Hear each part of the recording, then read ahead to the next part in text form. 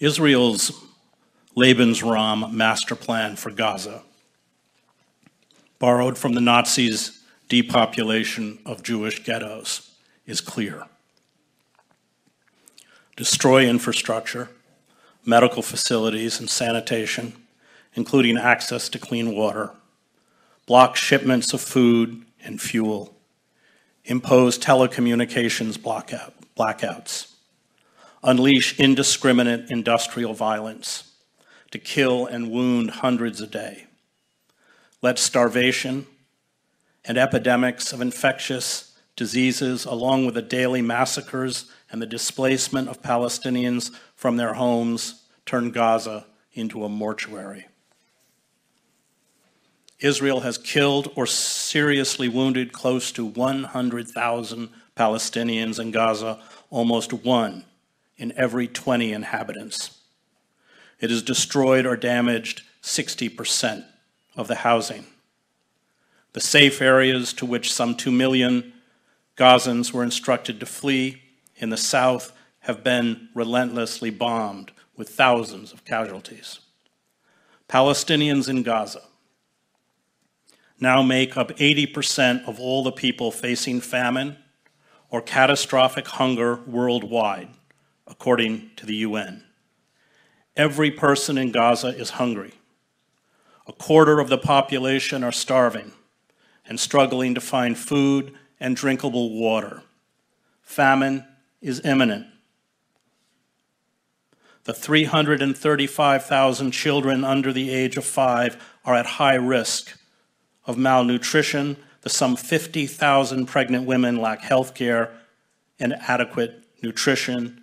Infants are dying in droves. Israeli political and military officials, as the South African jurists documented at the International Court of Justice, make no secret of their genocidal intent, nor of their vision of what comes next. In September, before the incursion into Israel by Hamas and other resistance fighters, Israeli Prime Minister Benjamin Netanyahu displayed a map of what he called the new Middle East at a UN General Assembly meeting. Gaza, the West Bank, and East Jerusalem had all been incorporated into a greater Israel. Palestine had ceased to exist. The Palestinians are being forced to choose between death from bombs, disease, exposure, or starvation, or being driven from their homeland. There will soon reach a point where death will be so ubiquitous that deportation for those who want to live will be the only option. Israel is lobbying countries in Latin America and Africa to accept Palestinian refugees. Israeli leaders are calling this deportation, quote, voluntary migration. Voluntary migration is not a new concept in the annals of genocide. In the Warsaw Ghetto, the Nazis handed out 3 kilograms of bread and 1 kilogram of marmalade to anyone who voluntarily registered for deportation. There were times when hundreds of people had to wait in line for several hours to be deported. Marek Edelman, the only surviving commander of the Warsaw Ghetto Uprising, writes in his book, The Ghetto Fights. The number of people anxious to obtain 3 kilos of bread was such that the transports now leaving twice daily with 12,000 people could not accommodate them all. And Edelman, by the way, repeatedly condemned the Zionist state of Israel, calling it unviable, and supported Palestinian resistance, including armed resistance.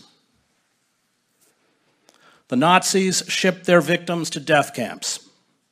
The Israelis will ship their victims to squalid refugee camps in countries outside of Israel. This is the plan. No one, especially the Biden administration, intends to stop it.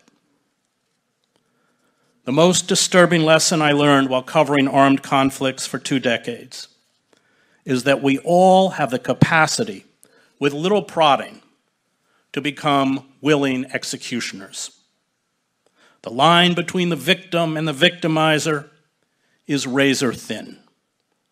The dark lusts of racial and ethnic supremacy, of vengeance and hate, of the eradication of those we condemn as embodying evil, are poisons that are not circumscribed by race, nationality, ethnicity, or religion.